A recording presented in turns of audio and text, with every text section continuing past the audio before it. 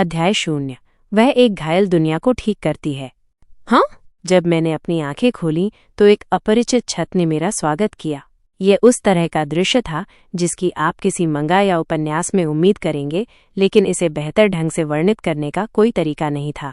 सामान्य एलईडी लाइटें कहीं नहीं थीं। इसके बजाय एक भव्य झूमर, जिसे मैंने केवल इंटरनेट पर ही देखा था, छत से लटका हुआ था। मैं कहाँ हूँ? जैसे ही मैंने धीरे धीरे चारों ओर देखा, मेरा भ्रम गहरा गया। कमरा मेरी आदत से कहीं ज्यादा बड़ा था। भव्य सजावटों ने उस जगह को सजाया था जो एक भव्यता के साथ चमक रही थी, जो अति असाधारण शब्द के लिए बिल्कुल उपयुक्त थी। और फिर वो नाइट गाउन था, कपड़ों का एक सुरुचिपूर्ण टुकड़ा जिसे मैंने कभी नहीं खरीदा था। पहनने की तो बात ही छोड़ दो। ये सब क्या बकवास है? चौंक कर मैं अपने पैरों पर कूद गया, केवल पूरी तरह से चकित होने के लिए। हाँ, मेरा शरीर हल्का महसूस हो रहा था। सामान्य भारीपन, जैसे कि मेरा शरीर पानी से लथपथ हो, वो सनसनी गायब हो गई थी। क्या हुआ? लगभग सहज रूप से चलते हुए मैं बिस्तर से उतर गया। मेरे पैर नहीं कांपे, मेरे शरीर में कमजोरी या सुस्ती महसूस नहीं हुई। फिर मेरी नज़र पास में खड़े एक दर्पण पर पड़ी। मैं जम गया। ये कौन है? वो घुंघराले बाल और बीमार, दुबला चेहरा गायब हो गया जिसे मैं हमेशा से जानता था। वे कमजोर अंग जिन्होंने कभी दया आकर्षित की थी, एक दुबले, अच्छी तरह से प्रशिक्षित शरीर से बदल दिए गए थे। नींद से हल्के बिखरे हुए भूरे बाल एक तीखे नैन नक्श वाले चेहरे को घेरे हुए थे, जिस पर एक तटस्थ, लगभग अपठनीय भाव था। दर्पण ने किसी ऐसे व्यक्ति को प्रतिबिंबित किया जो पूरी तरह से अपरिचित था। तभी मुझे एहसास हुआ, होए बिंग ह्वान वेब उपन्यासों में प्रतिगमन, कब्जा और पुनर्जन्म जैसी ट्रॉप्स का वर्णन करने के लिए इस्तेमाल किया जाने वाला एक सामान्य संक्षिप्त नाम। क्या ये मेरे साथ भी हुआ था? तो क्या इसका मतलब है कि मैं मर गया? अजीब बात है, मुझे आश्चर्य नहीं हुआ। मैंने लंबे समय तक मृत्यु के बारे में सोचा था। जीवन एक निरंतर संघर्ष रहा था और डॉक्टरों ने मुझे चेतावनी दी थी कि मैं 20 साल से ज्यादा नहीं जी पाऊंगा। डर के बजाय मैंने कृतज्ञता महसूस की। ये राहत की बात थी कि ये बिना दर्द के समाप्त हो गया। और अब एक नई शुरुआत, एक स्वस्थ शरीर में एक नया जीवन। किसी तरह इस विचार ने मुझे उत्साहित किया।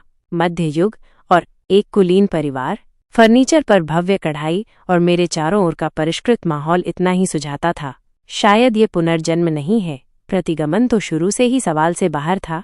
अगर इस शरीर की यादें बरकरार नहीं थीं, तो पुनर्जन्म की तुलना में कब्जा ज्यादा समझ में आता है। लेकिन फिर ये किस तरह की कहानी थी? आमतौर पर ऐसी स्थितियों में लोग उस आखिरी उपन्यास में समाप्त होते थे जिसे उन्होंने पढ़ा था। मैंने आखिरी बार क्या पढ़ा था मुझे याद नहीं है। मेरी आखिरी यादें अस्पताल के बिस्तर पर लेटे रहने की थीं, मुश्किल से हिल पाने की। एक किताब के पन्ने पलटना भी मुझे ठंडे पसीने से तर कर देता था और स्मार्टफोन पकड़ना लगभग असंभव था। मैंने अपने दिन शांत स्थिरता में बिताए थे, कुछ भी करने में असमर्थ। मुझे आखिरी उपन्यास पढ़े हुए 1 साल से ज्यादा हो गया होगा। तो अब क्या?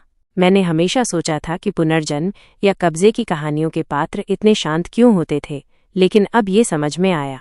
डर या भ्रम के बजाय उत्साह ने बाकी सब पर हावी कर लिया था। कम से कम मुझे ऐसा ही महसूस हुआ। मेरा दिल प्रत्याशा से धड़क रहा था।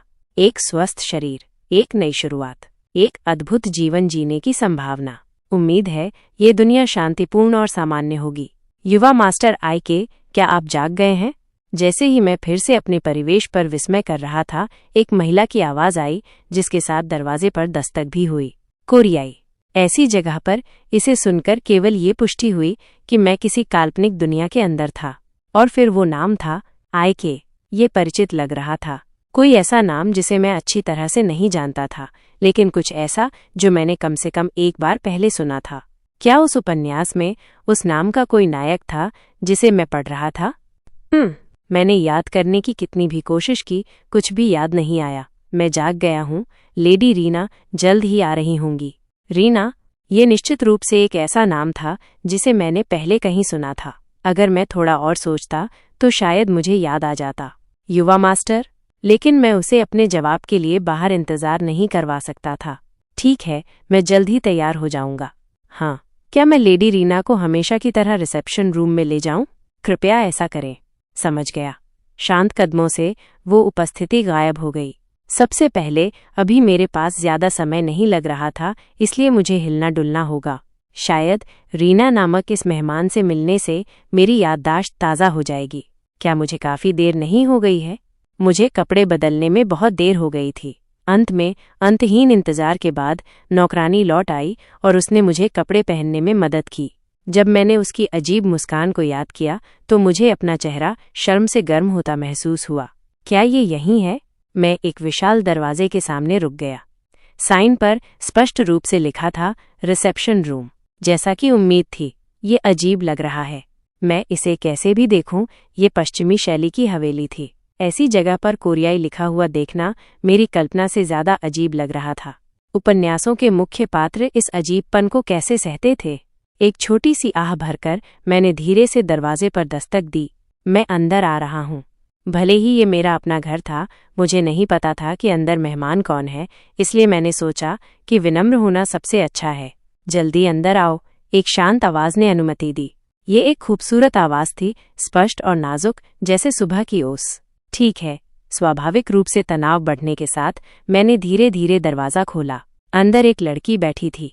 वह युवा दिख रही थी, लगभग इस शरीर की उम्र की, लेकिन उसके बारे में कुछ अलग था। माहौल, भव्यता। मैं कुलीनता महसूस कर सकता था। ये उससे शानदार ढंग से निकल रही थी। उसके लंबे प्लैटिनम रंग के बाल चांदनी में नहाए हुए से चमक रहे थे। उसकी तीखी चमकीली बैंगनी आंखें उस पर पूरी तरह से जच रही थीं। उसकी पीली त्वचा उसके लाल होठों के विपरीत थी। फिर भी ये संयोजन बिल्कुल भी अजीब नहीं था। एक गुड़िया की तरह नहीं, वो इतनी लुभावनी रूप से सुंदर थी कि उसे गुड़िया कहना एक अंडरस्टेटमेंट जैसा लग रहा था। मैं घूरने से खुद को रोक नहीं सका। तुम मुझे ऐसे क्यों देख रहे हो? लड़की रीना ने अपना सिर झुकाया, मेरी स्थिर नज़र पर सवाल उठाया। तभी मैं होश में आया। ओ ठीक है। जैसे ही मैं जल्दी से बैठ गया, उसने नाखुशी में भौहें चढ़ाईं। क्या कुछ गड़बड़ है? तुम अजीब तरह से आदर सूचक शब्दों का इस्तेमाल कर रहे हो। क्या तुम्हें कोई खबर मिली है? ओह नहीं। क्या खबर?